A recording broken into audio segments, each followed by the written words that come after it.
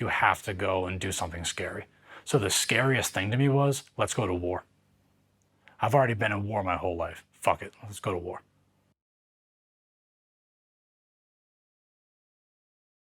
Rich Reeves, United States Marine Corps.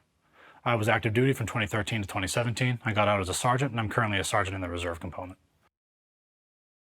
So I was raised in the Riverdale Park public housing developments, which is the projects just north of Boston. The projects themselves are in Gloucester, Massachusetts, which is a fishing town just north of Boston.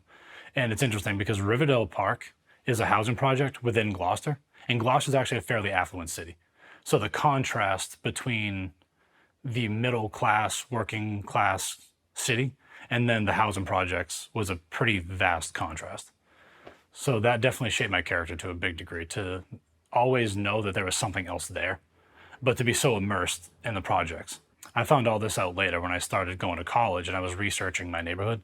You know it's a rough neighborhood, but you're so immersed in it that you don't know anything else really. So when I started looking up the statistics on it, the neighborhood itself was the worst in terms of fatal overdosing on drugs in the entire state. One of the worst in violence in the entire state. This is kind of the weird thing. When I got out and I moved to California, when I would tell people about this, they were very shocked about it, but it was so normal to us. So like one thing that was very, very normal is like before we play in the street, right? Because like we played street football, street basketball, street stickball. We would kind of like line up almost like a police call and just kind of walk down the street and check for needles. If we saw a needle, we would just grab it and throw it in the sewer or something. And that was very normal. When I tell people out here, they're like, whoa, what do you mean there's just needles on the street? Like, yeah, there wasn't just needles on the street when you were, like, before we played like football or rugby in the field, we would do the same thing. We would like kind of line up, walk along the field. If we saw a needle, we would just grab it, throw it in the street. Okay, now we can play ball. It was just kind of like a very normal thing. So now it's funny. I was out to dinner not that long ago, and I dropped my chopstick on the floor. And the girl that I was with was like, oh, now you have to ask for new chopsticks. And I was kind of like, why? This is fine. What's wrong with this one? I still did because I didn't want to like seem weird, but like I'm used to grabbing raw needles out of people's arms and throwing them in sewers. So a dirty chopstick is like, what are we even talking about? So I was a complete accident of a child. So my mother was on birth control when she became pregnant with me, but she was on antibiotics. So she didn't know that antibiotics cancel out birth control. So when I was conceived, it was by a man that never should have had kids. And this is interesting because I thank God every day that I never had a biological father in my life, because he would not have been a good example. People think that single motherhood is always a bad thing, and it kind of is, but it's better than having an abusive father. I'd rather be neutral than negative, right? I'd rather have no father than an abusive one. I was born in Salem, Massachusetts, which is again just north of Boston, and my mother was homeless when she had me. So we lived in a homeless shelter for about 2 years in Salem and then in Gloucester. And even prior to that, it was like sleeping on friends' couches kind of thing, like real homeless for a little while. Then when we finally got put into the projects, my biological father was still in the picture. I just never really saw him. He would come once every couple of months, once a year maybe, and we would go out for like a weekend. I would go back to his house, and I probably saw him 10, 15 total times in my life. By the time I was 5 or 6, I never heard from him again. Luckily, around that same time, my stepfather came into the picture. And he was a very harsh man, but a very good man. People like to correlate niceness with being good. I think those are two entirely separate things. If you're a nice man, you're probably not a good man. Unless you're a good man first, then you choose to be nice. But my stepfather was very militant. And he took me in as his own. And the reason I have such dying ambition today, the reason my ambition is so insurmountable is because he had dreams and ambitions himself, and he gave those up to raise a kid that wasn't his own.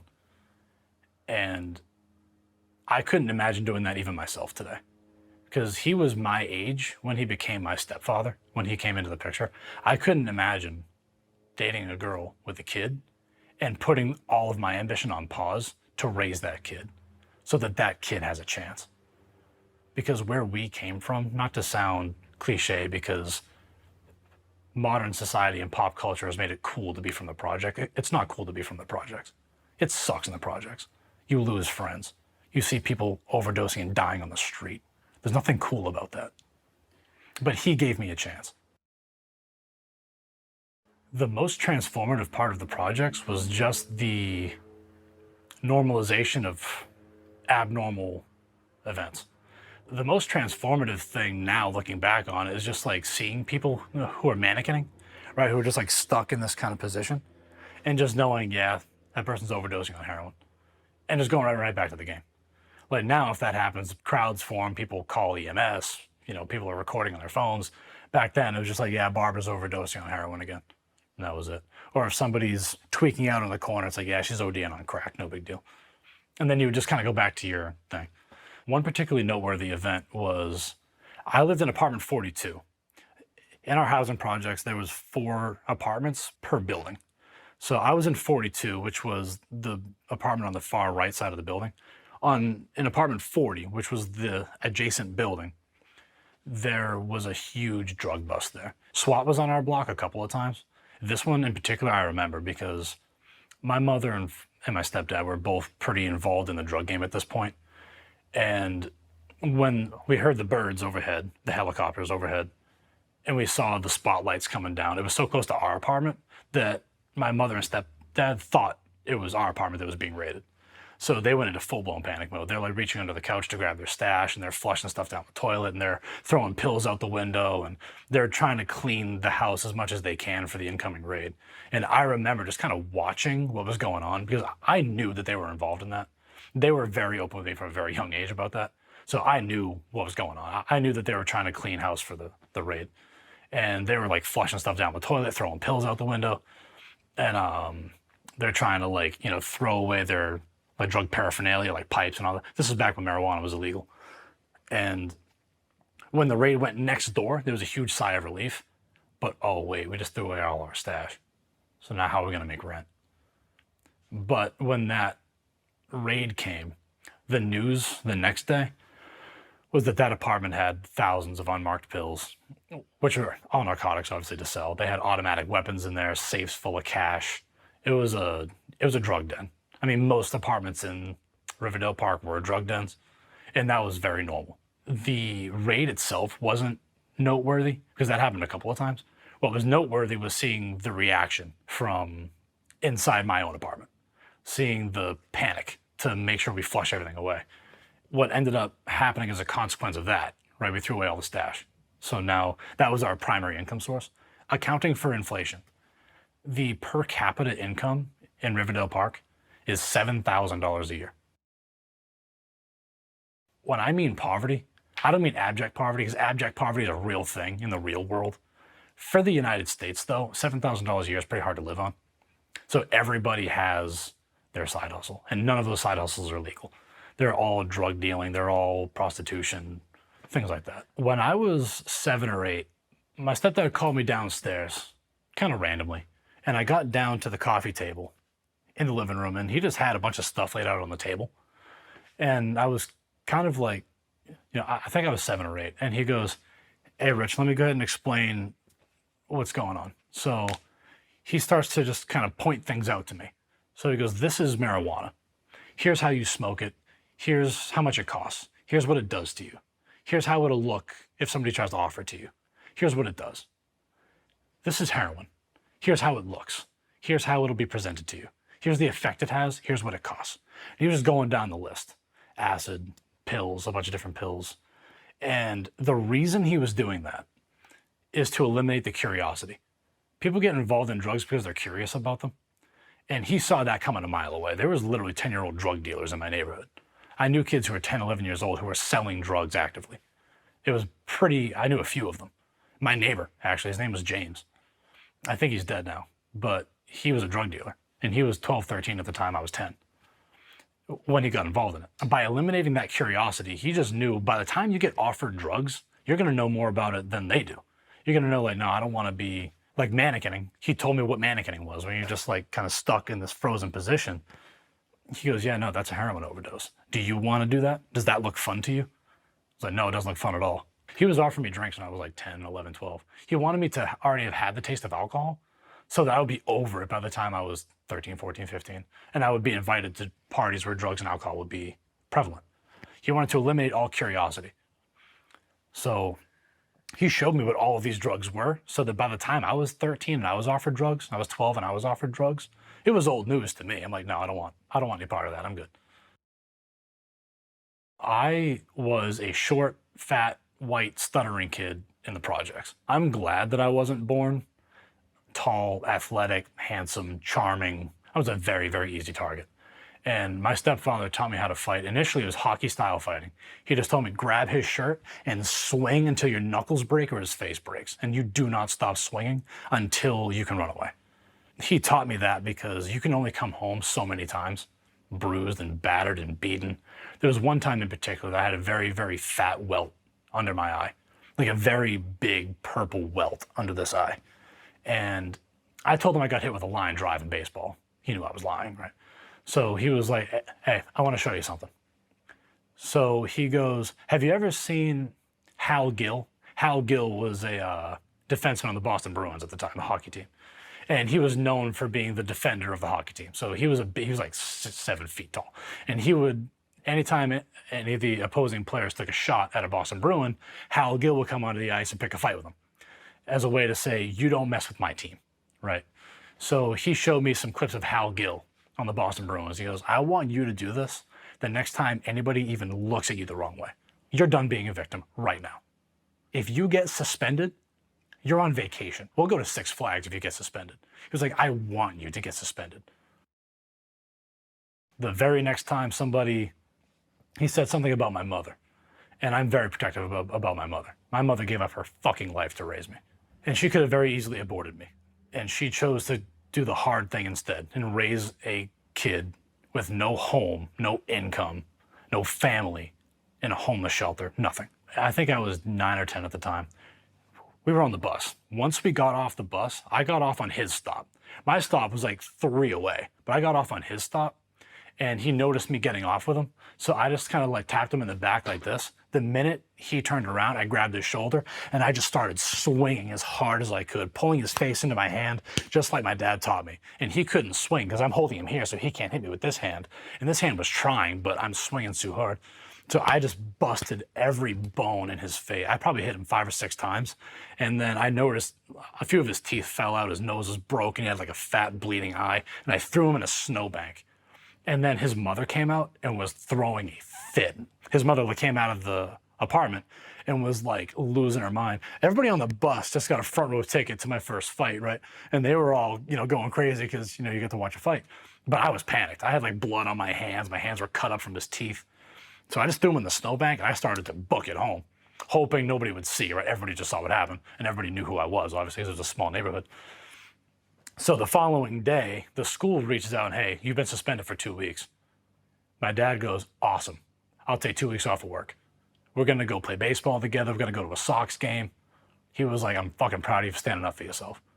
Now that same event happened probably 80, 90, 100 more times before people knew, let's leave this kid alone, right? Because I was still very rugged. I didn't know how to fight. I just knew how to punch.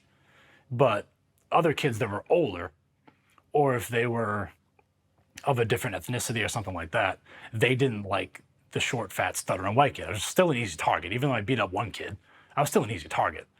Being bullied for a couple of years before I fought back was a metaphor for how my life would turn out.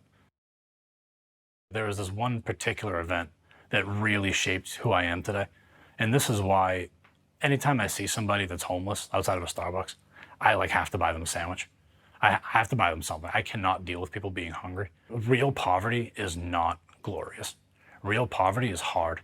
Real poverty shapes you, but it's very, very hard. After that big initial drug raid on the adjacent apartment to us, once we, threw away all of our stash and everything, well, that came like a little personal depression for us because that was most of our income. Because my stepfather still worked full time, but a lot of that went towards their own indulgences. Money was very, very tight that following month. And I remember my mother was eating something in the living room. I was in the kitchen. So then I opened the cupboard and I was like, hey, Mom, there's 1 can of beefaroni left. Can I have it? And she was like, yeah, of course you can. So then I peeled the top open and I poured it in the bowl and I put it in the microwave. And then I looked at what my mother was eating. and it just looked like 2 pieces of bread. So I asked her, I was like, "Mo, what do you eat?" She goes, "Oh, it's just a sandwich." But I saw it was literally just a mayonnaise sandwich. Like we had nothing else in the house. There was no meat, there was no cheese, we only had bread and mayonnaise and this one last can of beefaroni. And I knew she was hungry, but my hunger was more important to her. Later on that night, I really thought like, wow, I know my mother's still hungry right now. Like I heard her crying in her room later on that night because our rooms are next to each other. And I remember thinking like, I'll bet those are hunger cries. I'll bet those are hunger pains because there was nothing in the house, just empty. It's very hard to be ungrateful now because if I've eaten today, I'm better off than I was at one point. So that level of gratitude, you have to go through things like that in order to be grateful today. So it's very hard to bitch about your Starbucks order being wrong when you know that that stuff's still happening. Like there's still people today that are literally going hungry in the projects, and I have plenty to eat. My cupboards at home are full right now. So how can I complain? My stepdad was very, very militant from a young age. He was like, "You're going to wake up at this time, you're going to do this." Like he put very strict parameters on me. And I think that was because he knew he was giving up his dreams and ambitions for me. Like he had dreams and goals to be a professional soccer player, and he could have done it. He was very, very, very good at soccer. And he put that on hold to raise a kid that he met twice. Because of that, he put very harsh parameters on me. And I'm very, very grateful for that. But my first full-time job when I was 10 years old, so he was a cook professionally his pretty much entire life. So he would have me in the back of the kitchen doing prep work, washing dishes, sweeping floors, bussing tables from 10 years old, like full-time. Like over the summer, it was like, you're going to start at 5 a.m. and you're going to get off at 3 p.m. when we close. So I've always had this work ethic, just seems so normal. Like if I work a 12-hour day, I'm like, I probably could have done some more. Like there's probably more that I could have done because he was also very like, if you have time to lean, you have time to clean. That was kind of like his saying in the kitchen. Meaning there's always work to do. Like work faster so that you can do other stuff because there's always work to do. So don't take your time washing the dishes. Wash those fucking things quick and let's go. You have more shit to do. And so he had me working full blown on the line, like a line cook at 14 years old. You can't even use a knife in Massachusetts until you're 18. At that time I was on the books because it was legal to work at 14. But he lied and said that I was like a dishwasher or something like that so that I could actually work on the line and prep cook. If I wasn't working, like while I was in school, after school, it was like, we're playing baseball today. You're going to play baseball all day. And he would like, look out the window to make sure I was still on my little freaking thing, fielding ground balls in the pitch back, fielding ground balls or pitching or practicing my swing. He would like make sure I was doing stuff because I think he understood if you're busy on the right path, you can't go down the wrong one. So he just kept me busy. He just kept me busy because the temptation was always there. It would be very easy to infiltrate your habits. And now all of a sudden you're a drug dealer instead of a baseball player. We went to a few Red Sox games because you could like kind of walk up to the park and just get like the nosebleed seats for like $6, $7, $8. So we would like, hop the train down into Fenway and we would just like kind of like hawk tickets or whatever. Everything is cash in Boston. It still is, but especially back then, of course, like when nobody had credit cards or debit cards. There would be, guys on the street that would like buy a ticket for $10 and try to sell it for 20 or whatever it was. And half of those guys were cops. They were undercover because that's illegal. It's called scalping. So they were like trying to catch people who were doing that. We would always like kind of hop the train down to Boston. We had like $30 cash. And it was like, I'll bet we can freaking scope a couple of $15 seats and we can go watch the fucking Red Sox. And it was never like a Red Sox Yankees game. That didn't happen until later because those tickets were expensive, especially then during the rivalry. I could either stay in Boston as probably a line cook, work in a restaurant, probably start drinking, probably start using drugs, just live a very basic existence. Most people in Boston live 5 to 3 labor job and go drink beer, watch the Patriots. That was option one. Option B is I could join the US Marine Corps. I could travel around the country. I could learn a transferable skill. I could have college paid for, and I can mature on my own away from home. Those are my two options. I graduated high school. I think I had the lowest passing GPA in my school. I graduated with a 1.9 GPA. College was out of the question. college wasn't going to happen, at least not on my own. A, no college would have accepted me besides a community college. B, I didn't really see the value in it because I didn't know what I wanted to be besides an athlete. I wanted to be something dangerous. I wanted to make sure that nobody ever put their hands on me again. I wanted to make sure that nobody ever put their hands on my mother again. I wanted to make sure when I had a daughter, nobody's ever going to put their hands on my daughter. You don't learn that in college. You have to go and do something scary. So the scariest thing to me was, let's go to war. I've already been in war my whole life. Fuck it, let's go to war. So I wanted to join the Marine Corps. I didn't want to join the Army. I didn't want to join the Navy or the Air Force or the Coast Guard. I wanted to know which branch I was most likely to see combat in. I wanted it. I wanted to be uncomfortable. I wanted to grow because I wanted to get the hell out of where I was because I can't live that normal life. I just cannot do it. Everything everybody else loves, I can't stand. I can't stand going to the movies. I can't stand going to parties. I hate clubs. I hate drinking. I want to do something that's going to change me. I like transforming. I like growing. I like learning. I like becoming better. That's the only thing that interests me. And you just don't get better in college. You just don't. You learn what they tell you to learn. You read their textbooks that they tell you to read. You do their assignments that they deem as necessary. What if I don't want to learn your perspective? What if I want to learn my own perspective? Where's the college for that? There is no college for that. That's what they don't tell you. You think you're going there to learn. You're going there to learn what they want you to learn. You're not going there to learn how to be a man. You're not going there to learn how to be a father. You can't learn that in college. I wanted to grow. You can't grow in a classroom. You can't grow by, I'm in class from 8 to 9, and then I'm going to go smoke weed and drink and have sex with strangers and catch an STD. That's not growing to me. That's deteriorating. I didn't have any interest in that. Since I was a kid, I had no interest in that. So the Marine Corps was a place where I'm terrified to go. Anybody who's ever been on that bus, when it's 4 a.m, it's pitch black outside, and you were on that bus for a couple of hours in absolute silence, and you can hear people's thoughts in that bus of what did I just get myself into? There's no way out now. You're here, and you're going to be here for 3 months, whether you like it or not. And when those doors open up and that drill instructor gets on that bus, almost nobody will ever have even that level of fear of the unknown. You just know it's going to be hard. You just know it's going to suck. But you think you're going to die. Like, that training is not for the feeble. That training is brutal. That training will change you. This is why I can look at a veteran and I can tell you, any veteran knows, you can spot another veteran a mile away. You walk into a mall, that guy's a veteran right there. It's because I have a baseline understanding. If you're a veteran, I know that you've put yourself through very difficult training. I know that you've formed very close bonds with people and then had those bonds break.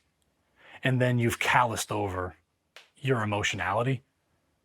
And then I know that when you fall in love incredibly hard because you have such high standards for love. So that once you find it, you cling onto it. And then when that inevitably breaks off, because it will break off, you callous over it even harder. And then you can't form bonds anymore because nobody meets your standard. And you feel alone in this world like you're going to die and nobody gives a fuck. And I can tell that from your high and tight. You can't get that in college. So college was out of the question, at least out of high school. I had to grow first. So my recruiting experience was actually very cordial. So because I knew right away, like, I want to go and be this. So I walked into the Marine Corps recruiter, and my recruiter was an infantry guy. And I said, I want to go to war. I said, I want to be a recon Marine. And he was like, okay, awesome. Have you ever swam before? Well, no. Okay, so recon deals with the pool a lot, the ocean a lot. You're going to be in the water 12 hours a day in recon. You're going to do a lot of swimming.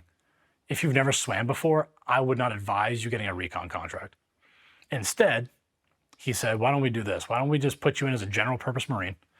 You know, just pick whatever MOS is available. In this case, it was ammunition technician. He goes, you'll work on explosive and explosives and bombs, and you'll work with C4 and detonation cord and det sheet, and you'll work with explosives, but it's in the logistics field, so you'll have a lot of time to train up for recon. So I joined the Marine Corps at 17. I turned 18 in boot camp. That was a lot of fun. The drill instructors found out it was my birthday, and the whole company was doing some birthday burpees, like a few hundred of them to be exact. I was gonna go be a logistics Marine so that I can train up for recon. As it would happen, I learned about MARSOC while I was in. I still had my stutter when I was in boot camp. The drill instructors train you in a way to where if we're ever in combat together, I have to know that you're gonna be competent and capable. So they told me, you're not allowed to stutter anymore. And I was like, okay, well, that's interesting, because I've been in speech therapy since I was 6. The speech pathologists are telling me, you're gonna stutter the rest of your life. It's just the way it is. Maybe you'll outgrow it, probably not. You're probably always gonna stutter. My grandmother stuttered. So I inherited it from her. Even to join the Marine Corps with a stutter was hard. I had to get a waiver because I didn't pass the speech test. Most people don't know that there's a speech test, but if you go in stuttering, they give it to you. And I failed it the first time. I had to go back and retake it. And I had to have Master Sergeant Thane at the Boston MEPS, the Military Entrance Processing Station. He was the one that saw the fire in my eyes. Like, I knew since I was 12, I'm gonna be a Marine. And he saw that and he let it wave. He gave me a waiver, even though he probably shouldn't have. But the drill instructors were completely intolerant of a stutter. Because what if you have to hop on the radio to ask for an airstrike and you can't do it? What if you have to say, grenade, because a frag grenade jumped on the roof and you can't communicate that you just saw a hand grenade? You're gonna have people die. And they were right. Having a stutter is a big deal. So the drill instructor said, you're not allowed to stutter anymore. Figure it the fuck out. And that ended up being my slogan for life, FITFO, figure it the fuck out. You could probably figure it out. You just don't want to. You don't want to do the work, but you know the answer. In this particular case, the answer was, we're going to make you extremely uncomfortable and make you talk all the fucking time. They'd have me stand on 2 foot lockers in front of the squad bay. So in a squad bay, there's probably 30 or 40 racks on either side, which each houses 2 Marines. So there was about 100 Marines in my platoon. So they would have me stand on top of both foot lockers and recite the Rifleman's Creed. Every time I stuttered, everybody else had to exercise, and I got to just stand there. I was stuttering so much that he got a broomstick and he would just bang it on the floor. Instead of saying, down, that got tiring for his voice. And if anybody knows a drill instructor, how long they can yell for, the fact that he got tired of screaming down, I was stuttering like you couldn't imagine. Literally every syllable, every word. And he would just keep banging on the floor, banging on the floor, banging on the floor. Everybody else had to do 5 burpees every time I stuttered. We had people puking in the middle of the squad bay. We had people literally crying in pain because they could not do another burpee. And I'm still in the first sentence. Imagine that humiliation. I am perfectly fine. I haven't done a single exercise. I'm just so nervous that my speech matters so much right now. The crazy thing is, it worked. After a certain amount of time, they would have me run to the tree line. So in boot camp, your squad bay is in a building and it's kind of like surrounded by a big forest. So they would have me run to the tree line and apologize to every tree for wasting the oxygen they were producing on me stuttering. And I would just go tree to tree and apologize to them. And they wrote out the whole thing. I apologize, tree, for this recruit not being able to speak properly. Then I would go to the next tree and say the same thing. So they just had me apologizing to all these trees and making everybody else exercise every time I stuttered. Within a couple of weeks, I didn't have a stutter.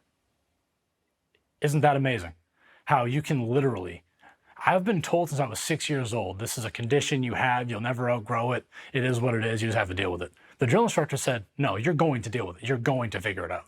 You are going to stop stuttering right now. And it worked. Drill instructor Sergeant Gallinack, you cured my stutter and paved the way to have the life and career that I currently have, because out of boot camp, being able to speak without stuttering was like a superpower. Because now I can communicate to people. I can actually talk to people.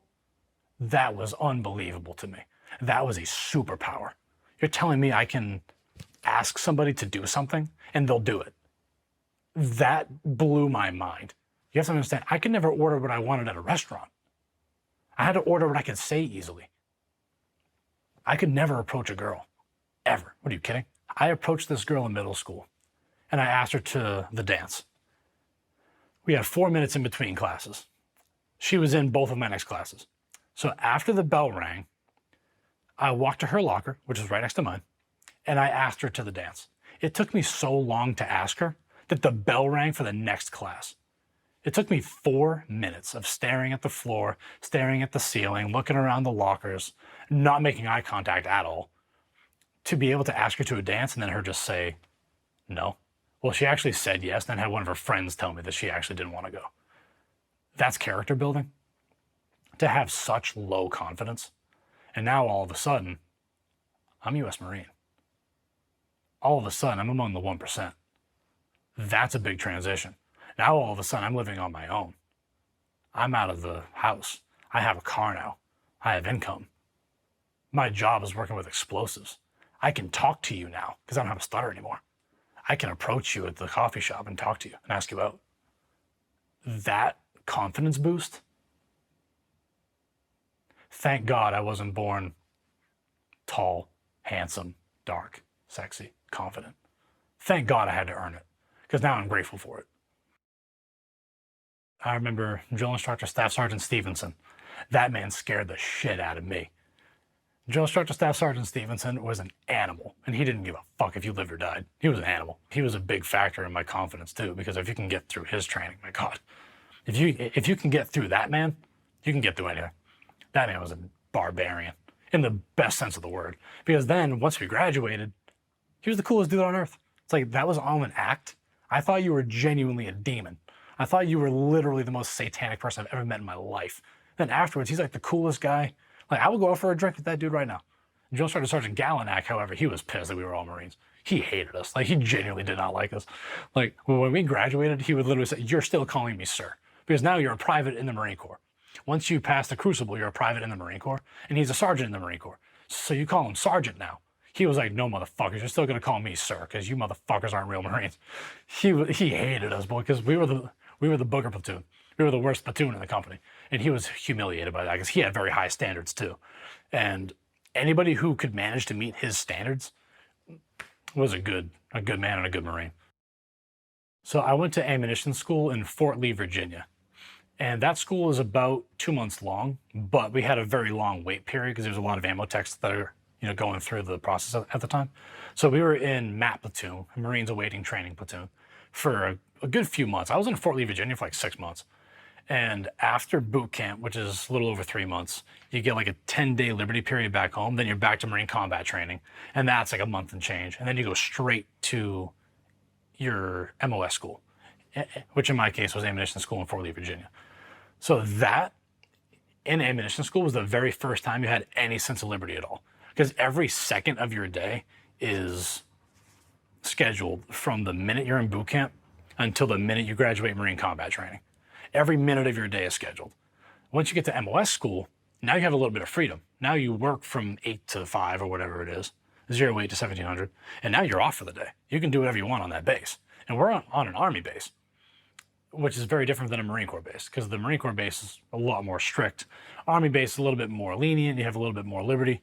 So this is the first time I ever exercised my new confidence.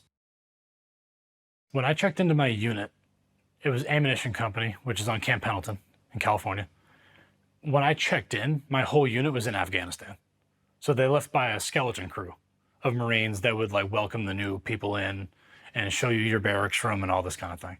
Everybody that got held back and didn't get to go to Afghanistan was very bitter, myself included, because I missed that deployment by a couple of months. And I joined the Marine Corps to go to Iraq and Afghanistan. I wanted to get in the shit. So when I got to my unit, hazing's not allowed in the military, right? But sometimes you get hazed in the military. So when I first arrived, they showed me my barracks room or whatever, and then we went to work in the ASP, the Ammunition Supply Point, which is a big bowl in the middle of Camp Pendleton. The reason it's in a big bowl in the middle of Camp Pendleton is because that's where all the ammunition is housed, in magazines, which are big cement buildings. The reason they're in big cement buildings and in a giant bowl is so that if any of the ammunition goes off, if any of the ammunition prematurely detonates, it'll set everything off. And the explosion will go straight up instead of out. So it won't contaminate the entire base, because we also worked with a lot of CBRN, chemical, biological, radioactive, neurological. So that would have spread throughout all of Camp Pendleton and been a really, really big issue. So they put it in a giant bowl. So if we die, only we die. So while we were in that giant bowl, there's 27 magazines that all house different kinds of ammunition. In the middle, there's a hard stand. And that hard stand is kind of like where all the maintenance stuff is for the magazines, for all that kind of stuff. So they showed me the hard stand on my tour of the ammunition supply point. And everybody else in that room was either a senior lance corporal, an E3, or an E4, a non-commissioned officer.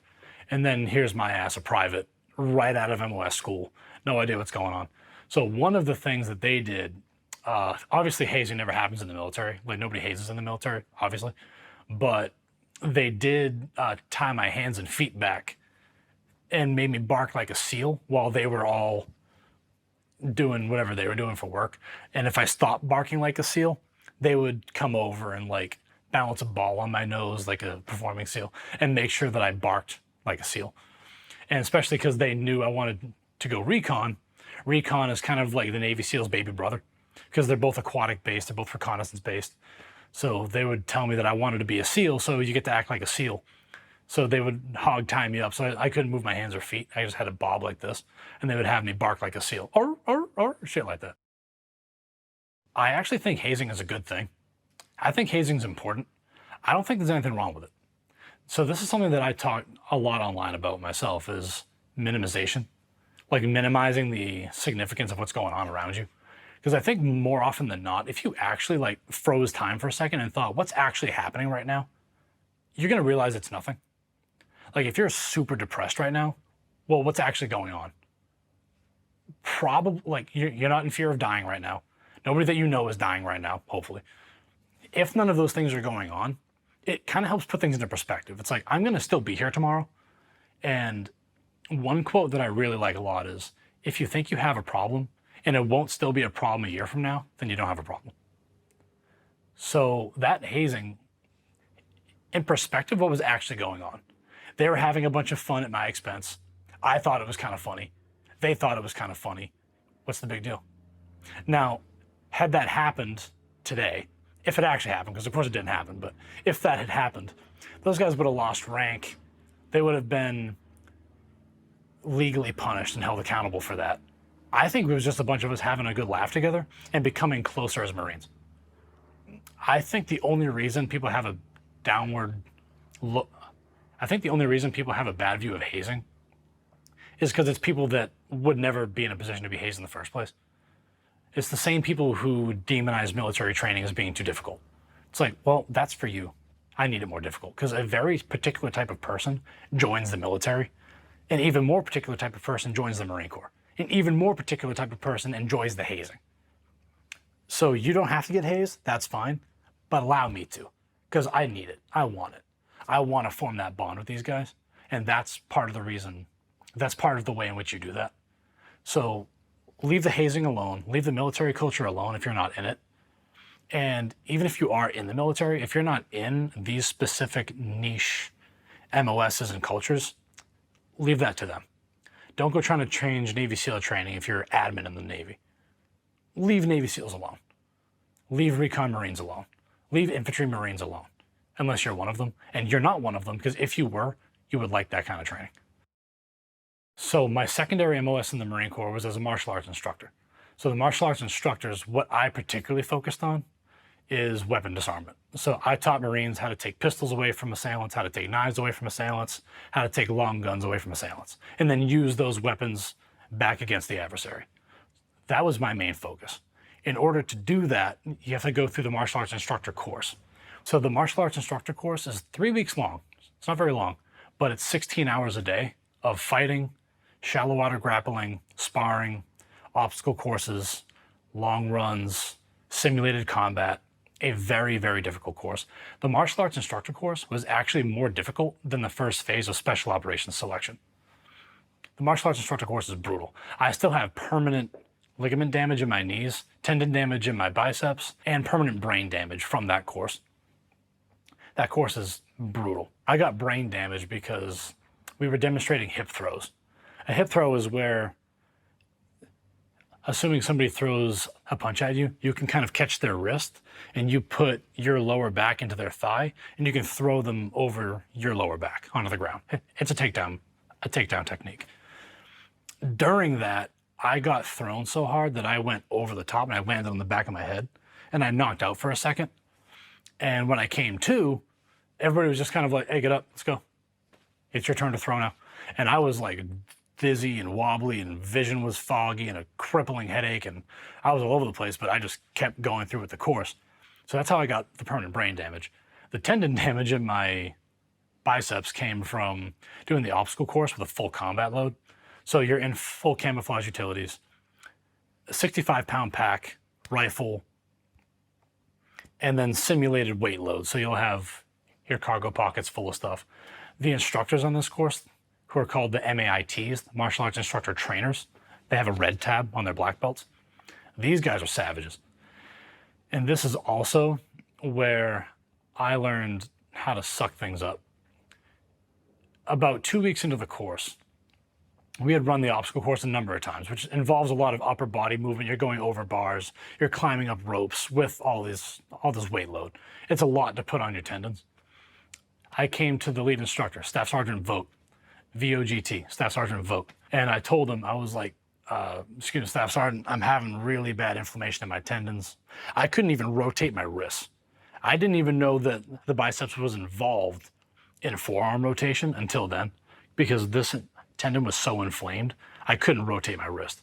I told him that. And he goes, okay, you know what, I understand. Go ahead and write this down. It's a medication. I'm gonna tell you the medication. You go to the pharmacy after class today and you buy it. Okay, awesome, thank you.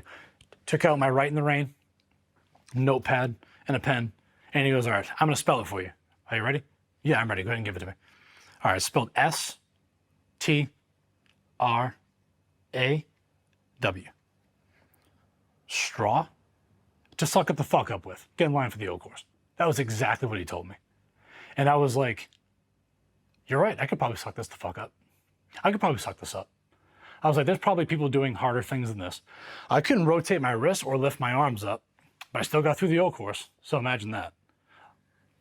That's where I kind of learned the reality of mental limitation. Like, if it's either this or die, what do you think? You can't do a pull-up to save your life? Of course you could. Your brain is gonna allow you to do it because it doesn't want you to die. From an evolutionary perspective, you'll do anything except die. You could probably do it. So I did, and I ran the O course a bunch more times, and I was probably taking about a full bottle of ibuprofen a day. And then once I graduated the course, I literally had to take like 3 months off the gym. I couldn't lift my arms. But I was a black belt martial arts instructor. And that's something that I still carry to this day with pride. And a lot of people, you know, they kind of look down on it because a lot of martial arts instructors kind of treat their tab like a physical training type thing. They just slay you with mountain runs and a lot of physical training, but they don't really focus on the martial arts that much. I focused a lot on the martial arts. So on how I ran my courses was the first day and the last day were very hard physical training. Everything in the middle was strictly martial arts. My first day was a gut check. Do you actually want to be on my course? Because a lot of Marines want to get a new martial arts belt. I only have 12 slots. So you have to prove to me that you want to be here. The first day is a gut check. We're running mountains, carrying logs, sandbags, sparring, grappling for hours, and you are absolutely smoked at the end of it. If you're still standing at the end, you've earned a month of just martial arts training with me. The very final day is to make sure you can do everything that I taught you while you're exhausted. Because if you're in combat and you actually have to take a rifle away from somebody, can you do that while you're fatigued from combat? If you can't do it, you don't know the technique.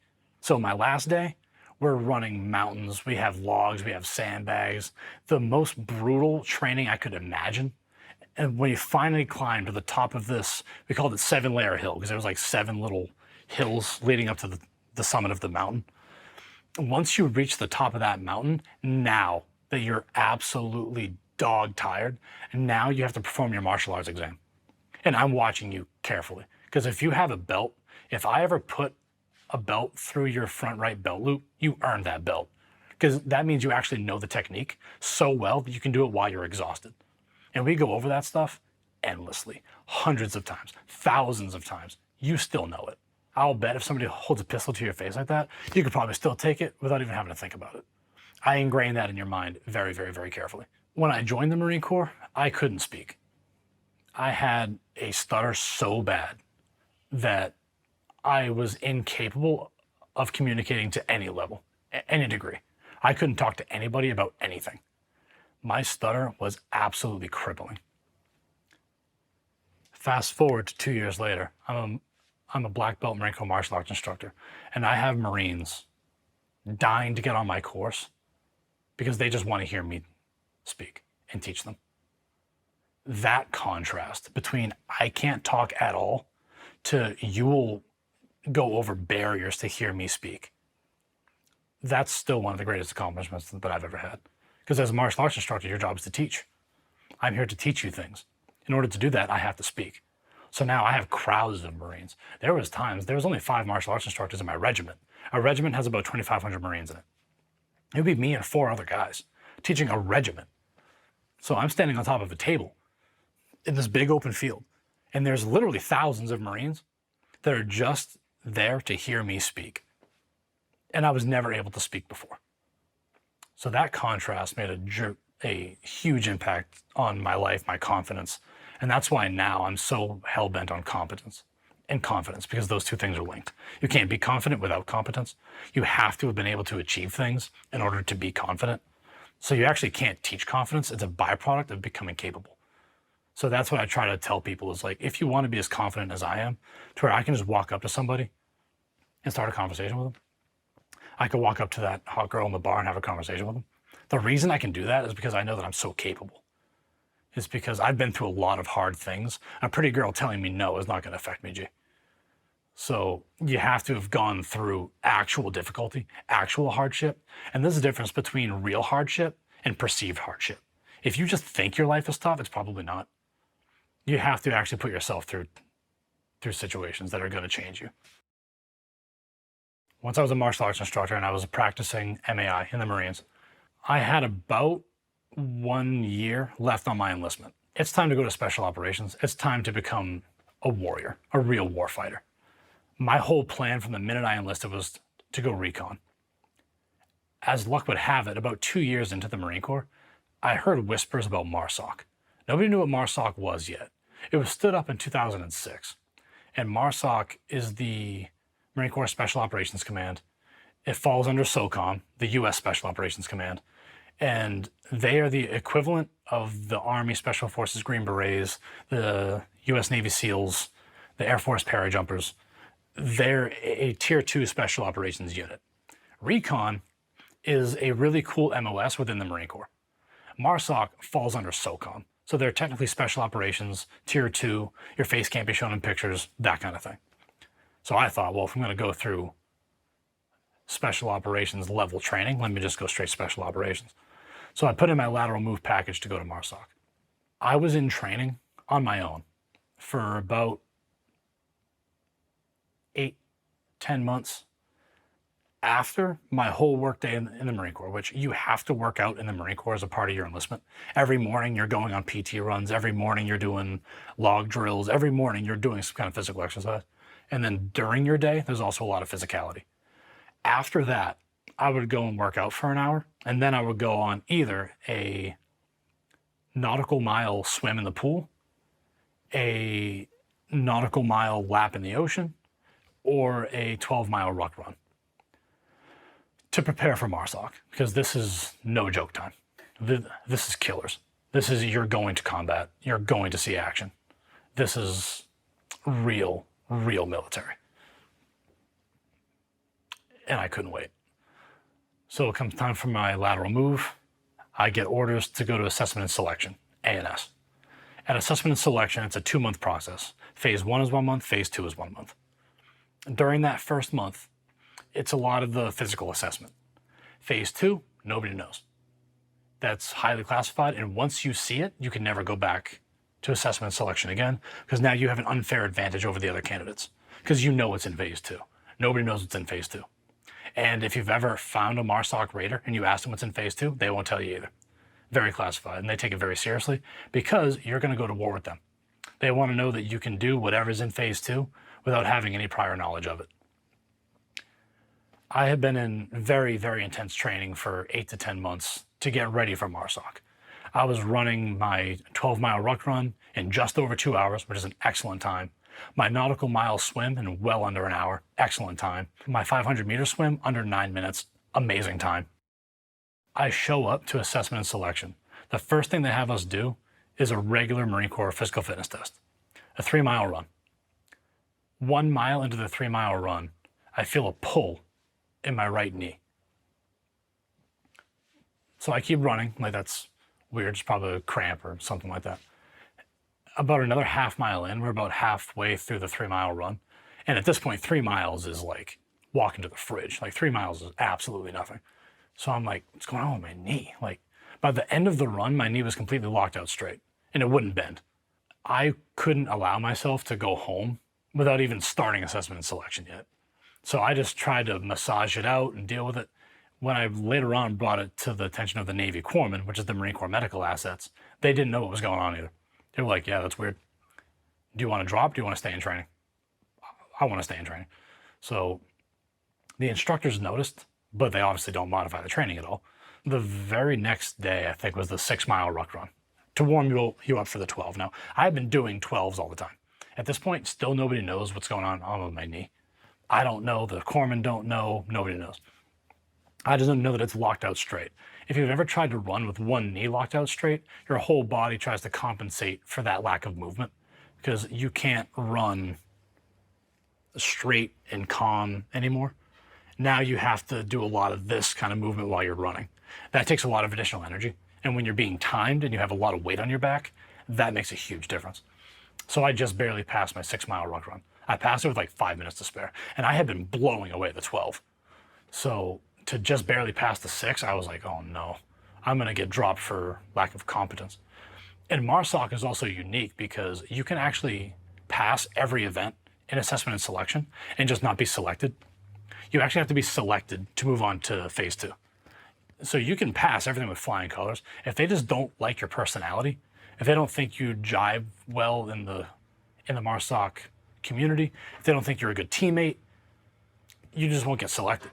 So that adds an element of your character is actually taken into consideration because you can also fail every event and still get selected. Because if they think you're coachable and teachable and they think that you would still be a good teammate, you can still be selected and move forward, even if you failed the physical events. So that's what kept my hope alive. As we're going through the training, the 8-mile ruck run, the 10-mile, the 12-mile ruck run, I pass every event. We have I think it was a 1.5-mile sprint. So usually the combat fitness test is an 880, which is about half a mile sprint in full camis. We had one that was a little bit longer. I think it was a mile, full on sprint. I don't have a right knee, so I'm completely hobbling through this. I literally passed it with 3 seconds to spare. And I had the instructors running with me like, let's fucking go, Reeves, let's fucking go, Reeves. They wanted me to pass. They were hoping my knee would heal. Comes time to go to phase 2. So we're doing a land navigation event. During this land navigation event, you have a series of points that you have to find using a map and compass. Very, very primitive. Just in case your equipment dies in country, you can still find your way around. It's a very important skill. I didn't have a right knee. It was completely locked out straight. So I went to go kind of swing it over a log to continue on my azimuth to find my next point. And my knee bent for the first time in a month. And I just felt tearing all throughout the ligament. And I didn't know exactly what it was because nobody knew what the problem was. I just knew that I couldn't put any weight on this knee at all after that. I had to low crawl because I couldn't walk on it at all. I had to low crawl to a path. This is about 3 days before the selections were announced. This is like our last big event. We had this one and then the 12-mile. That was it. So I think it was 2 days before the phase 2 selections were announced. And I had to low crawl to this open field, the road where the safety vehicles would drive. And I had to just kind of wait on the road for a safety vehicle to come. As luck would have it, the vehicle that came down was the head instructor, Staff Sergeant Hernandez. And he pulls me into the back of the safety van. And he's like, oh, Reeves, don't tell me. Like, he just knew my name already. There was 200 guys at selection. He knew my name. He pulls me into the van. He's like, don't tell me. I was like, Staff Sergeant, I can't put any weight on my knee at all. And he lifts up my camis. The swelling was so bad, you could see my tendon and ligament through the skin. That's how bad the swelling was. And he was like, you can't put any weight on it at all. I'm like, not at all, Staff Sergeant. I can't put any weight on it. And he was like, you know what this means, right? That's the first time that I've cried in my military enlistment. The first and only time. I bust out with emotion. And he almost did too, because he could see how bad I wanted this. This is all I've wanted since I was a kid. I was 12 years old. Like, this was my Super Bowl. I don't want to be a professional baseball player like I thought I wanted to. I want to be a MARSOC Raider. I want to be Marine Corps Special Operations. That's all I want to do. I have so much more respect for anybody in SOCOM than I do for anybody who plays for the MLB, NBA. Not that they haven't also earned it, but there's a degree of danger and bravery that's not relevant in professional sports, minus combat sports. If you're playing basketball for a living, there's no danger in that. There's no selflessness in that. You're doing that for the paycheck because you like to play a certain game and you're very good at it and you are good for the economy and other things. But that element of danger is just not there. The worst you're going to get is a sprained ankle. A lot worse can happen in SOCOM. So he says, you know what this means, right? Completely bust out with emotion. And he goes, we're going to have to drop you for medical reasons. So you cannot go to phase 2. He says, because if we allow you to still go to phase 2, he goes, you were in line to be selected.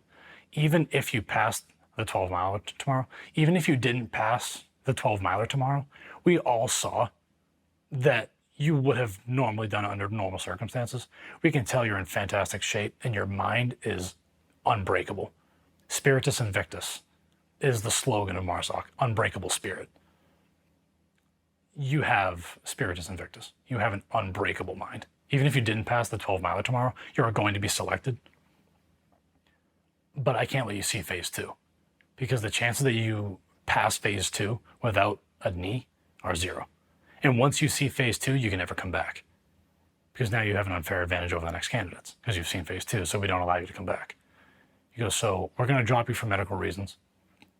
He goes, re-enlist, train up, come back next year. Come back next January. So that was in January 2017. I would have had to come back January 2018. My end of active service was in July of 17. When I got dropped from medical, I went to the Navy doctors, the actual doctors in the hospital in Camp Pendleton, because assessment and selection takes place in Stone Bay, North Carolina. They flew me back to California. I went to see the naval doctors there, and they still didn't know what was going on. So they just said, rice it, rest, ice, compress, elevate, and they put me on crutches. That was in February of 2017. Come July of 2017, I was still on crutches. I was on crutches for almost 6 months. Nobody knew what was going on with my knee, but I still couldn't bend my knee. So my options were, well, in order to re-enlist, you have to pass a physical fitness test. And while I could have probably gotten a waiver for that, still being under medical, I made the fateful decision to get out of the Marine Corps because it sounded like a glorious life outside the Marine Corps. Because when you live in the military so long, the idea of going to college and parties and girls and freedom sounds very enticing. And since I couldn't really, I thought my dreams of special ops were over. I thought that was it. That was the end of the road. So I signed my end of active service paperwork and I got out in July of 2017. When I saw this doctor in the private sector, he told me, the reason your knee is messed up is because you have brain damage. I was like, what do you mean brain damage? And he goes, you have brain damage. The whole right side of your brain is damaged. And I was like, how can you tell that? He just looked at my eyes really quick. And he could tell that I had brain damage. And he goes, did you ever get concussed in the Marine Corps? Yeah, I did. When I was on the martial arts instructor course. And I got thrown over that guy and I landed right on the back of my head. He goes, yeah, that caused brain damage on your... So now your whole body is shifted ever so slightly to the right. And it put extra pressure on the iliotibial band, the IT band, that starts in your hip and crosses over the entire knee and connects onto the lower part of the knee, the tibia. So that is not a tendon or a ligament. It's this weird tendinous material that's very hard to fix because it's incredibly dense. It's very, very, very tight. So I still have that problem today. He fixed my brain damage, but now I can't fix my IT band. So I still can't run. If I try to run more than 100 yards, completely locks up. And like, it's not going to snap.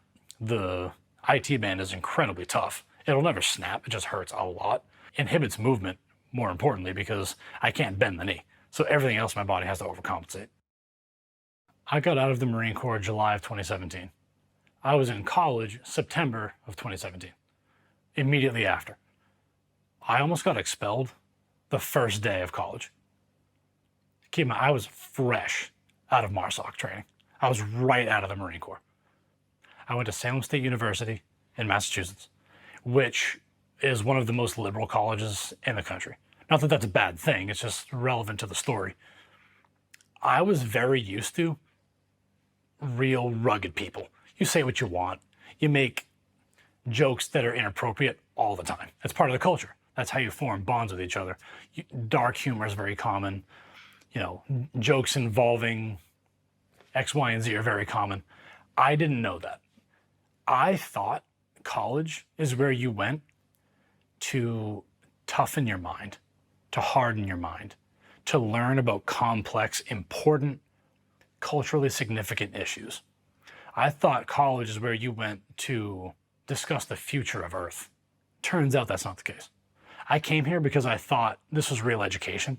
I thought you were trying to like college is supposed to be hard. Learning things is difficult. If you ever read, there's a book by Lung. It's called First They Killed My Father.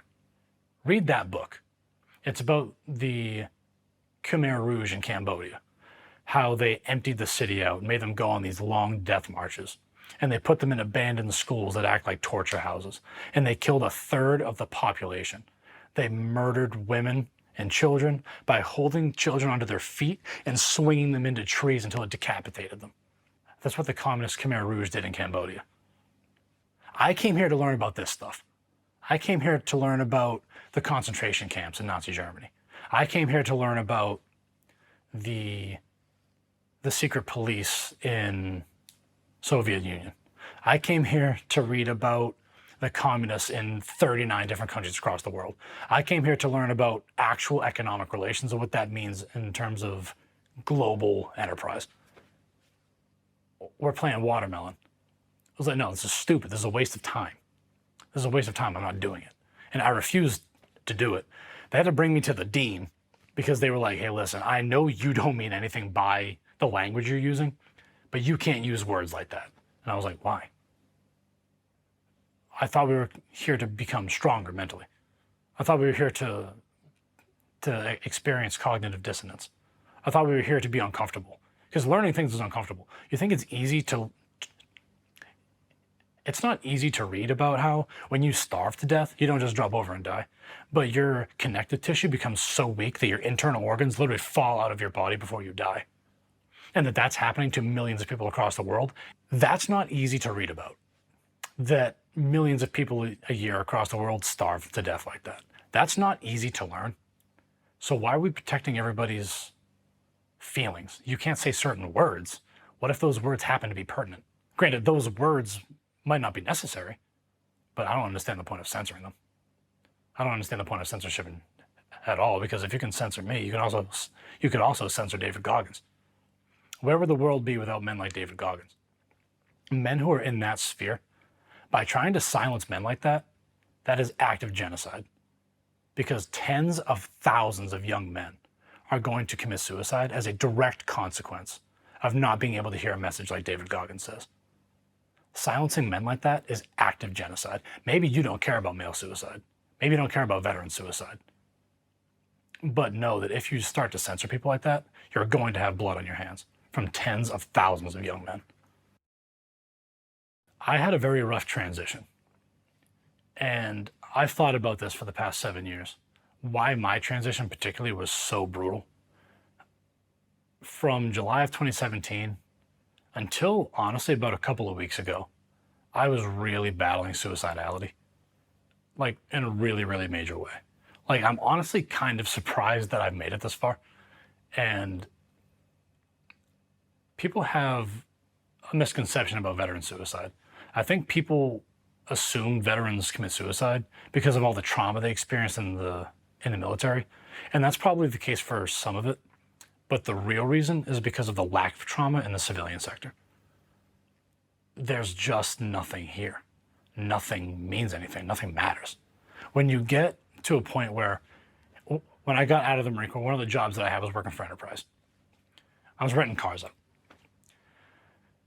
If I didn't show up to work, or if I did my job poorly, people wouldn't get their car, but they still would because somebody else would just come and give them the keys.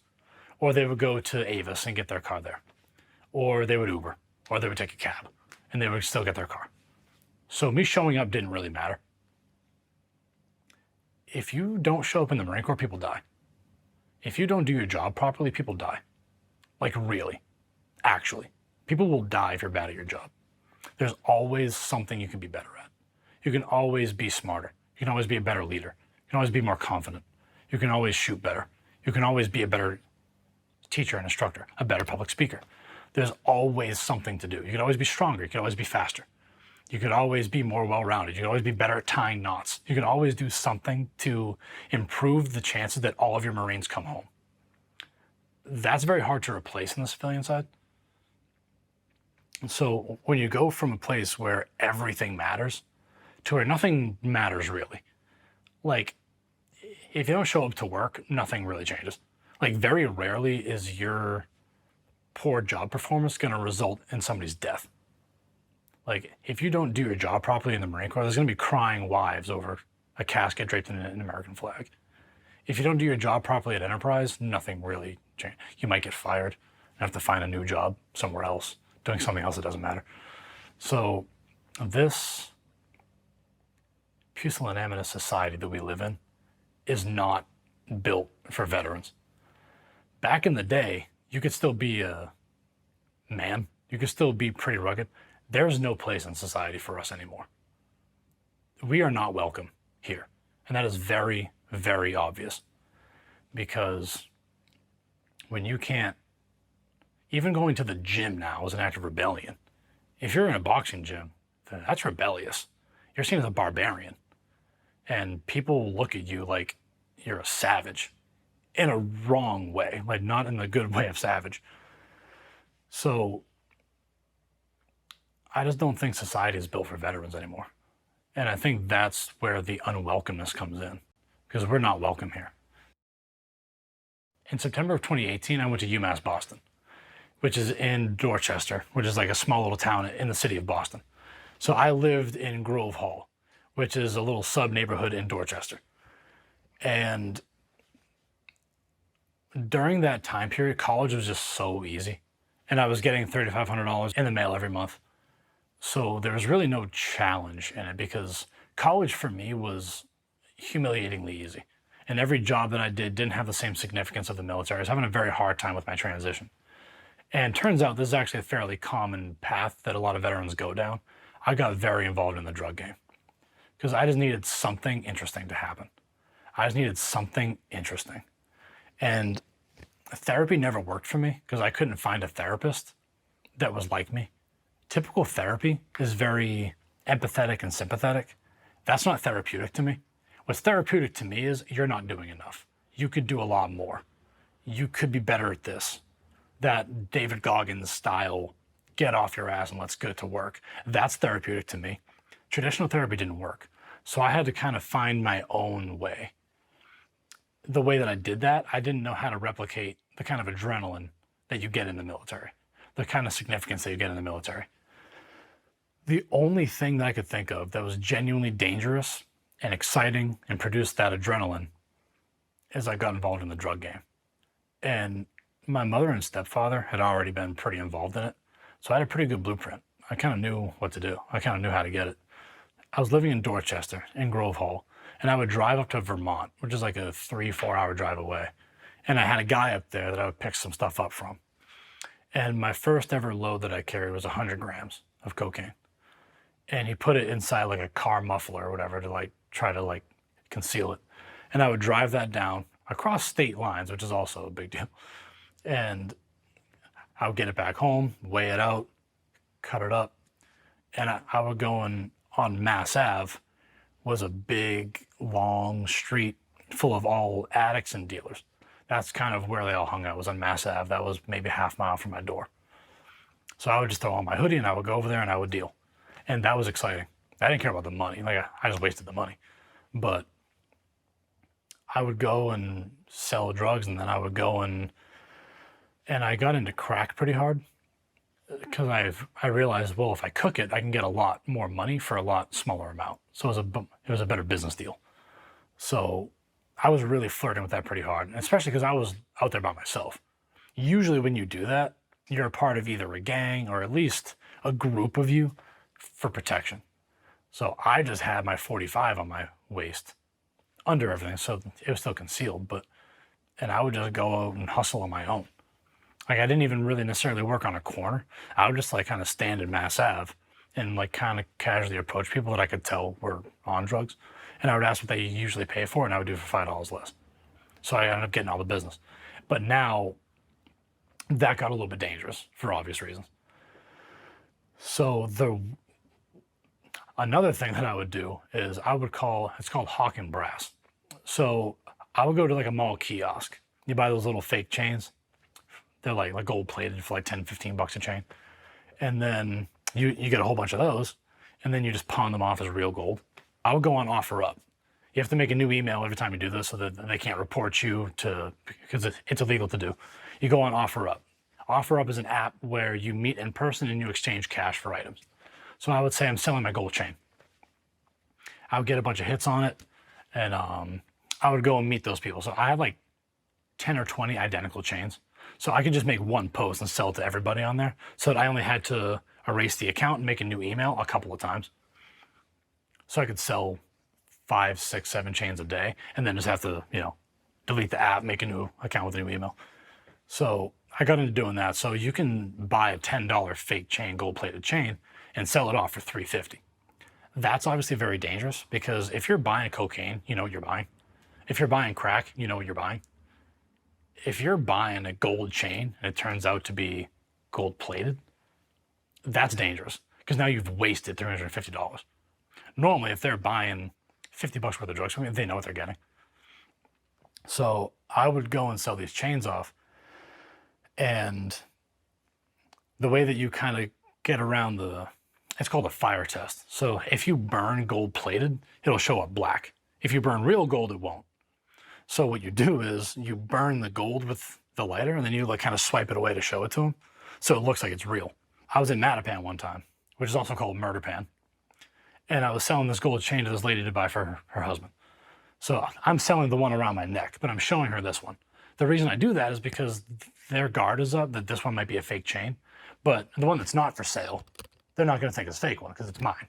So I'm showing her this one, and then she goes, well, what about the one around your neck? I want that one instead, because they always say that. I was like, well, I'm not really selling this one because this one's a family heirloom. It came from my grandfather, and all this kind of thing. And she would go, well, I want that one. I don't want the one that you're showing me, because I think this one might be fake. So I was like, you know what? Just because I really, really need the money, fine, I'll say this one instead. You put the one that you were presenting away. You take this one off. You do the fire test on this one so that they think it's real. You sell it to her. You take the cash, and then you leave, and then you erase the account, delete the email, before they find out that it's fake. Well, right after I made that deal, I went to leave this lady's house. As I was leaving her house, her husband is walking in. And her husband is very clearly gang affiliated, tattoos everywhere, big muscular guy. And he just sees some dude leaving his wife's house, leaving his house that his wife is in. So he like kind of walks by me like, well, what was that all about?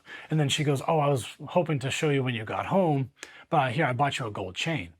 And then he was like, he could tell, and he was like, that doesn't sound right. So he went to check it on his own.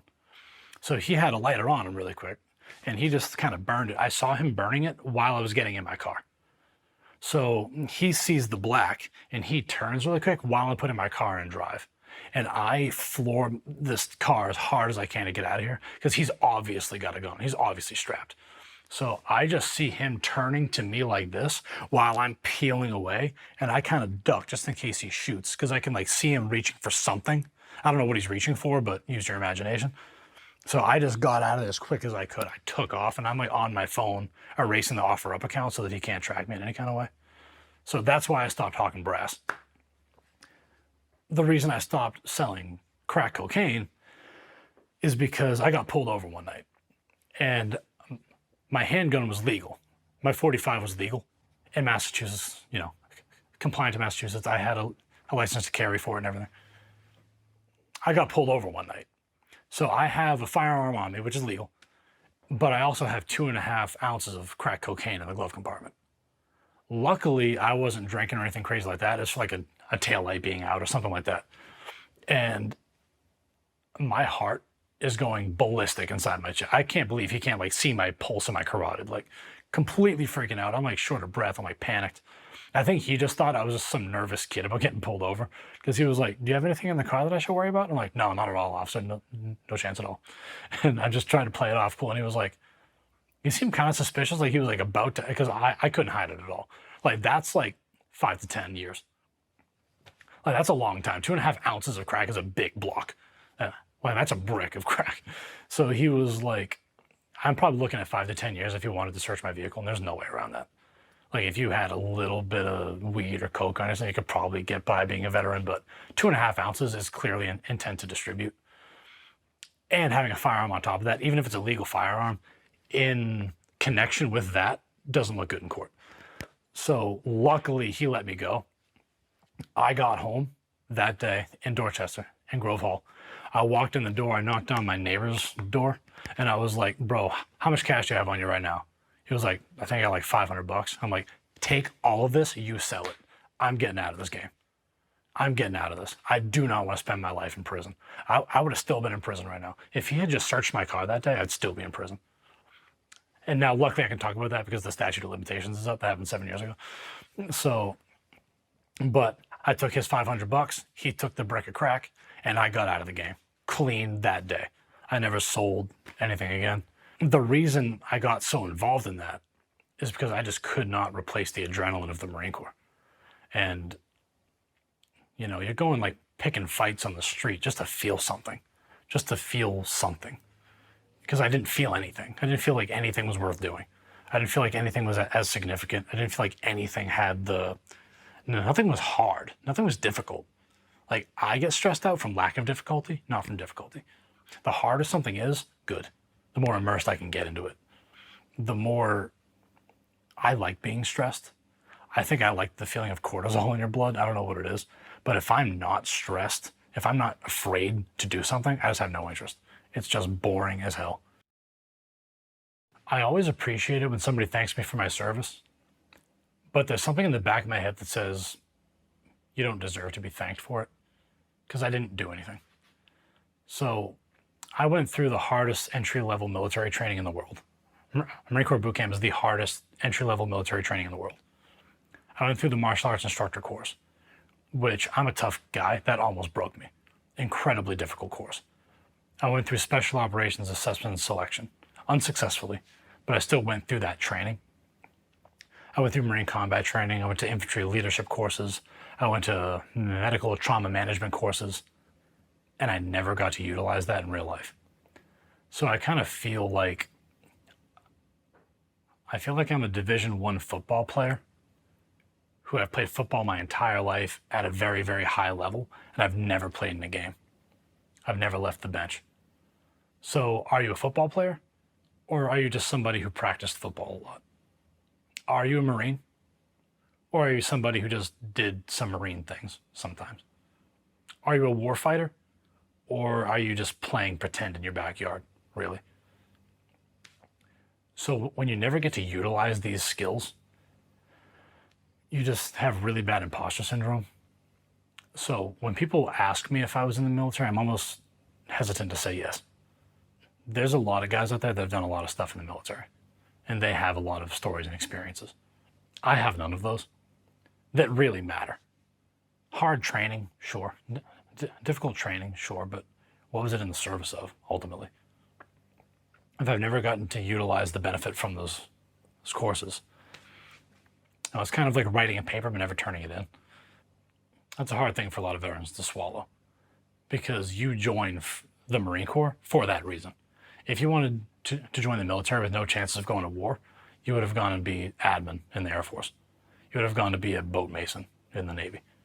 You would have gone to be an admin clerk in the Army. You joined the Marine Corps to go to war. You joined the Marine Corps because you want to see combat. You want to see action. Because there's, for a certain percentage of us, a very small percentage of us, on the far right side of the bell curve, there's nothing else. That's the only option. So I think, in my experience, I've had, 10 friends now commit suicide since they've gone out of the Marine Corps. In fact, one of them yesterday. And a part of it isn't that veterans commit suicide. A part of it is that men who would join the military commit suicide. Because sometimes there's just nothing else. When you get out of the Marine Corps, out of the military, what else is there for you? Like if you were in a combat MOS and now you get out, nothing can replicate that. There's just nothing for you. College is not going to do it. It's not hard enough. Now, luckily, I've found professional fighting. I'm slated to become a pro within the year. And that's luckily dangerous enough and significant enough that it can sort of replace the military. But there's still lacking that cultural significance. Because at least while I was in, to remain as apolitical as possible, I still believed what I was doing was a good thing. Because I was told my entire life that this is a good thing to do. And maybe it is, maybe it's not. That's kind of irrelevant. I believed it was the right thing to do. So I'm putting myself through all this training for a higher cause. That higher cause, I'm sort of having to artificially create in fighting. It makes me a better protector. So that, like I said, nobody will ever put their hands on me or anybody I care about again without significant consequence. And that is the closest thing that I can find to replicating the military. Because I'm going through 5-6 hours of boxing training every day. Yes, for the recognition. Yes, for the success. Yes, to occupy me. But also to make sure that I leave a long legacy and a long bloodline of, you don't mess with Reeves. You can mess with somebody else's last name. You don't mess with anybody whose last name is Reeves, just in case they happen to be my ancestor. Just in case they happen to be one of my descendants. You're not going to mess with anybody with the last name Reeves, because my kids are also going to be very, very highly trained. My kids are going to be very, very lethal. You are not going to touch my wife. You're not going to get anywhere near my wife. If you make my wife uncomfortable, it might be the worst decision you've ever made. I've found my life's value, my life's meaning and purpose in being a protector. The only thing that I've ever known is how to protect. My uncle hit my mother when I was a kid. He grabbed her and threw her across the yard. I was like 7 or 8. And I saw that and I couldn't do anything. He was a 35-year-old man. 7 or 8 years old, I can't do anything. But I never forgot that. And I remember feeling helpless. Like, I want to be able to do something here, but I can't. He's a 210-pound Hell's Angel. What am I going to do, mate? What I can do is make sure that nobody ever does it again. Make sure that my wife will never have to worry about that. Anybody that I'm with is safer because of my presence. And that is the best meaning that I can find. Maybe my life doesn't have meaning, but maybe theirs will. And maybe I can preserve theirs. So being the protector is the only thing that I've found that has any significance. And anything that I can do to become a better fighter and a better protector and provider is worth it. When I got out of the Marine Corps, I purposely left my disability claim at 0. So I didn't want to claim any disability because I still wanted my chance to re-enlist into MARSOC if that opportunity ever presented itself again. So I intentionally left everything at 0. But I still made the claim. I just never pursued it. Just in case later on I wanted to pursue it, I could. So even though I still have permanent knee damage in both of my knees, permanent tendon damage in both of my elbows, permanent brain damage, I still kept my claim at 0, just so I could re-enlist if I ever wanted to. And a part of that claim, they tell you to make the claim and to just include everything. So you include depression, anxiety, things like that. Just from making the claim, I tried to re-enlist last year and go in as an officer. So an officer would have been like a second lieutenant, first lieutenant, captain, major. These are the officer ranks. And they're in charge of the enlisted personnel. I wanted to go and be one of those because I figured this life outside the military is not for me. I'm going down the wrong paths. I just want to get back to what I know. So I tried to re-enlist. When you go back through as an officer, you have to go back through the military entrance processing station. You go back through MEPS, and they look at your record. Everything that you've done in the military, any current injuries, any claims that you have. And they saw that in 2019, I had made a mental health claim to speak with a therapist at the VA because I was having a very hard transition. I couldn't find my way to adapt into civilian life. I was very stuck in the military. And I wanted to get some help with the transition, some like mental help with the transition.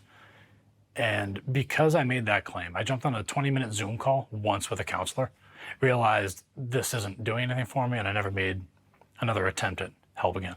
Because I made that reach out 4 years ago, I was barred from ever joining the officer ranks in the Marine Corps. MEPS flagged me. They said I'm not allowed to enlist. Because I made one claim for 20 minutes on a Zoom call 4 years ago. Because I had a bad day 4 years ago, you can't re-enlist. And then they want to turn around and talk about veterans' mental health. They want to tell you to reach out. But if you reach out, we're going to ruin your life. But we still want you to reach out. The consequences are endless if you reach out for help. You have to suffer in silence. And that's fine. Maybe that's the lot for veterans. Maybe you have to suffer in silence. Because if you reach out for help, you're stuck. You can never do anything again. Not in the military. So maybe we as veterans have to accept that. And just think that nobody else cares. That's fine. But we have to care about ourselves. So the veteran community is the 1%. Maybe we have to stick together and band together because all of these institutions are so against reaching out for help. I don't know what their fear is. I don't know if they think they're reaching out for help and then you get the help and you feel better, but you still can't go back in. Because sometimes you're having a rough day. Sometimes you just need a solution. And sometimes the solution is there. And once the problem is solved, you still can't go back in. You still can't do anything in the military. If you make a claim while you're in, I've heard of people getting forced out because they've been having some rough thoughts because one of their friends killed themselves while they were in. And they're having a hard time dealing with it. Then they can't re-enlist either because they have mental health problems now. So I don't know what they want. I don't know if they want us to reach out or suffer in silence. Either way, you're suffering in silence. If you reach out first, then that's on you. I don't know what they want. These organizations and bureaucracies are very good at signaling virtue. We want you to reach out. We want to make sure you're mentally okay. We want to make sure you're healthy. We want to make sure that you're thinking about self-harm. The minute you say, you know what, I actually am having a rough time. I think I do need some help. Good, your career is over. Get the fuck out. You don't want me to reach out to get help. You want me to reach out to improve your fucking numbers. Because you can kick me out before I do anything that's going to affect your fucking bottom line. I think that's what the actual motivation is. Because why else would you bar me from going in? You don't want me to go back in just in case I do something in there and it hurts your fucking numbers. Because you want to be seen as a welcoming and accepting place where no harm ever happens. You're the military. Bad things are going to happen. You know what might help? If you help. If you allow us to just let me sit across from a chaplain and talk to him. Chaplains are an amazing asset in the military. How come we can't use them? If I walk into a chaplain's office and anybody in my command gets wind of it, your career is over. Your career is done if you ever walk into a chaplain's office. They're not a mandatory reporter, but if anybody in your command knows, they are a mandatory reporter. So you better keep that shit silent because somebody's going to find out and your career is over. You can't re-enlist, you can't get out and get back in. But I don't think the way to improve that is by changing the system. That's way too complicated. The bureaucracy is way too long, way too thick. The way to get around it is to talk to each other. The reason I care about mental health so much, my own personal mental health, is for you, to take care of my veterans. I see mental resilience like putting on your oxygen mask on the plane.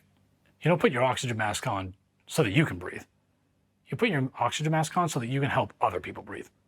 It's just a prerequisite to be able to help. And I think that perspective will give veterans something to go off of. maybe you're suffering, but maybe you can help other people suffering. I think that inward focus, only worrying about yourself, just breeds more suffering. So I think if we can find a way to, you do it for yourself to do it for other people, because I can't help you if I'm suffering too. But maybe if I try to help you, maybe that'll help me get over my stuff too. Maybe we can help each other, because society doesn't care about veteran suicide. The number has been 22 a day since like 2000. That number is definitely higher now. And 22 a day is atrocious. And I guarantee the number's higher now. Nobody cares. And that's fine. As veterans, we're on our own. Nobody cares. We've already done our service. Nobody cares. And that's fine. You don't have to care. I want you to worry about you, but I want to worry about my veterans. I want to worry about my fellow vets. That's what I want to do. I think certain things happen to us for a reason. I think that if you're really suffering, the best mental model is that that's supposed to happen to you. Like, that's all a part of the plan.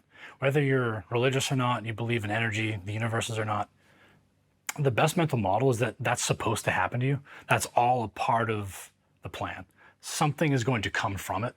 And sometimes your highest highs are a consequence of your lowest lows. So I had been severely depressed since I got out of the Marine Corps, July of 2017. Once I realized that I was no longer in the military, my depression kicked in very, very, very hard. I never had depression beforehand, but it kicked in very, very hard. And I had pretty much gone lower and lower and lower and lower up until about 2 weeks ago. I was at my absolute lowest point. And if I had had a different perspective on suicide, I might have done it. I just don't believe that our lives is ours to take. I think our lives belong to everybody around us, because you can't destroy energy, you can only transfer energy. So if I'm feeling depressed, the best move is not to end my suffering, because then it just transfers everybody else around me. And my suffering would have eventually ended. I was depressed for 7 years. If after the first year I committed suicide, well, my mother still would not be over that. My stepfather would never be over that. All my friends who are veterans would have never been over that. My girlfriend at the time would have never gotten over that. I felt like it was my job to suffer. This is just my time to suffer. I just have to grit my teeth and bear through it as best as I can, because at least I am suffering and not everybody else. At least everybody else, they might not know it, but I'm sparing them suffering by me taking it on myself. Because the minute they get the news that I'm no longer here, the sorrow of me not being there, the guilt that they might have had something to do with it, the uncertainty of if they could have prevented it, will never leave any of them. So as long as people still care about me, I don't believe I could do it. I just don't think that it's my life to take. I believe that my life belongs to everybody else. Your highest highs will come from your lowest lows. About a month ago was my absolute lowest point. I was at my absolute lowest point about 3 weeks ago. And I didn't know if I would even make it to the next morning. And something clicked in my mind. I said, what about fighting? I don't know why I never clicked before, because I had gone down the path before, but I never got immersed in it. I think it's because I might have had the wrong mentality. I wasn't ready at the time. I wasn't ready to be a fighter at the time. For whatever reason. Who knows what the reason is? I wasn't ready. But something clicked in my mind. I said, what about fighting? Maybe I can try that again. So I called a couple of gyms, and I got hooked up with a trainer now. And his name is Yuka. And he's a very, very good boxing trainer. Very, very, very good coach. As of right now, I believe he's taken 27 people to championship belts. 27 men have walked in that gym and nobody. And within a couple of years, they had a championship belt around their waist. That's something to strive for. That's somebody who might be able to lead me to something great. Because that's what I've just been missing, is just greatness. I think everybody believes when they're a kid that they're destined for something great, and they let it die off around adulthood. Once they hit college, once they hit military age, once they get in their first 9-to-5 job, their dreams tend to die away. Mine never did. I just always thought, my name is supposed to be in lights somewhere. People are supposed to listen to what I have to say. People are supposed to want to watch me fight. People are supposed to want to watch me. I'm supposed to be important. I'm supposed to be significant. Why aren't I significant yet? The reason is because I wasn't ready yet. During that 7 years of crippling depression, like battling suicide literally every day for 7 years, during that time, I had grown so exponentially from just the battle itself. Then I've also read probably 100 books on psychology and psychiatry. Everybody from Carl Jung to Sigmund Freud to Thomas Saz, Dr. Daniel Amen, Jordan Peterson. You name a psychologist, I've probably read them at some point, including philosophy like Marcus Aurelius and Cicero and these kind of guys. That cerebral exploration, as well as the emotional exploration of just going through that battle and still having the fortitude to still work out, to still get in the gym, to still read, to still try to be productive, even though you just don't even want to be on earth anymore, let alone be productive on it. That seems so overwhelming. But to keep going through that battle, to keep going through that struggle, you might not see it as heroic, but that's heroic because you're becoming what you could be during that period. That's just your time to suffer. But you can't have suffering without growth. Those are the same thing. So one thing that I learned how to do is change my language. I'm so depressed today. I'm just so depressed today. I'm so motivated to change my life today. Like, feel the power in that. I can feel my chest expand from that, just from saying it. Because that's literally what depression is a motive. My motive is to no longer feel depressed. By definition, that's motivation. But change the language. Why am I talking in negatives all the time? Why am I depressed instead of motivated? If I feel the power, I'm so depressed. I'm too depressed to work out. I'm too motivated to not work out because I have to get out of this. I have to change this. And I think people set limitations on themselves. They don't think they have the power to change it. If other people can change your mind by saying things, by extension, you can change their mind by saying things. And by the transitive property, you can change your own mind by saying things. So I just changed my language. Instead of saying depressed, I started saying motivated. And I made that change a couple of years ago. And it won't have an immediate effect. It won't work immediately.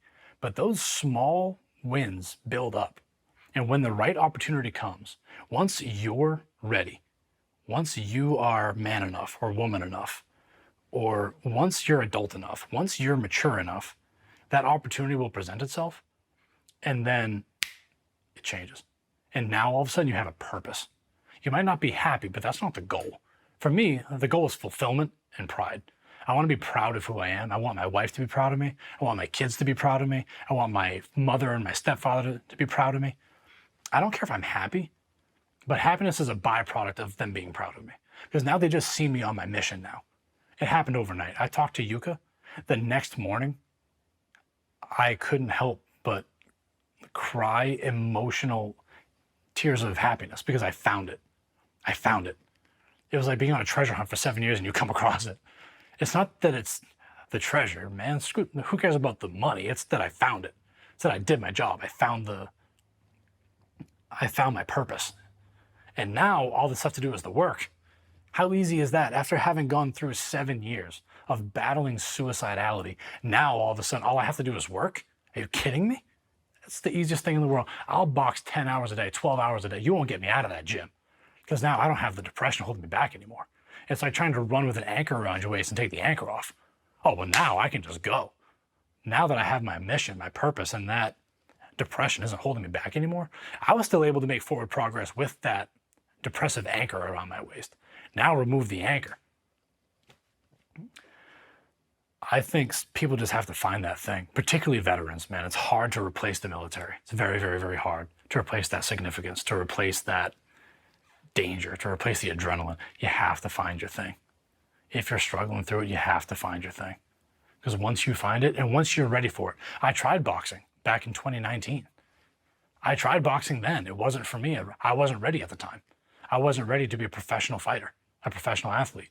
My coach wasn't the right coach. I wasn't in the right city. My mind wasn't strong enough yet. I hadn't suffered enough. Now I've suffered enough.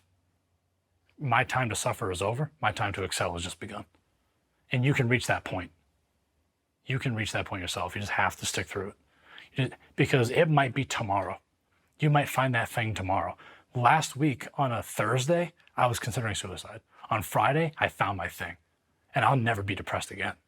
Because having gone through all of that, now that I have my thing, my time to suffer is over. If you're contemplating suicide, think about who you're going to leave behind. It sounds rough because you have to stick through this pain longer. And you don't know how long it'll be. And it will seem overwhelming. But think about who you're leaving behind. You will get through it. You won't be depressed forever. You will get through it.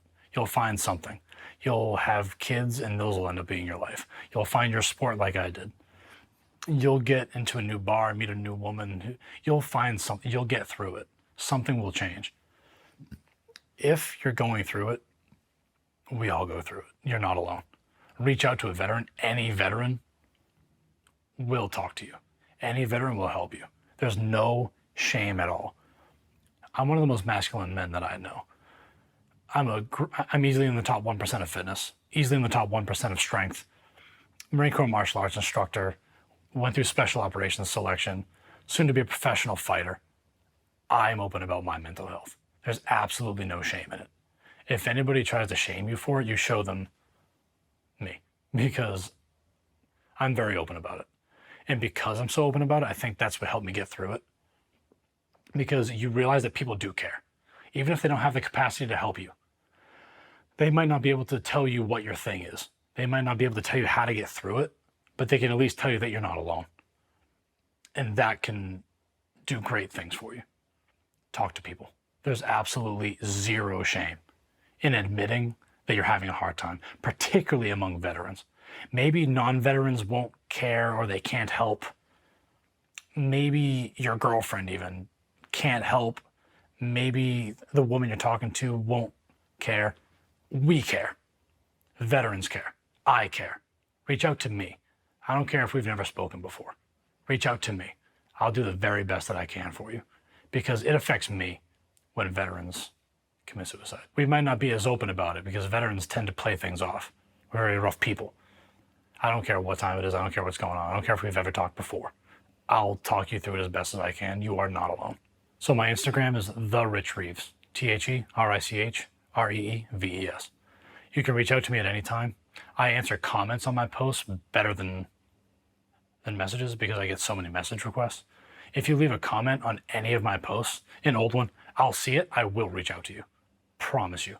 You leave a comment, just say veteran in distress or hey man, I'm a vet. I need to talk to you. Whatever it is, I will message you. I'll jump on the phone. I'll jump on a video call. I'll text you, whatever you want. You can get in touch with me. If it's for mental health, if you just want to chat, I'm always available to talk. You can find me, The Rich Reeves, on Instagram.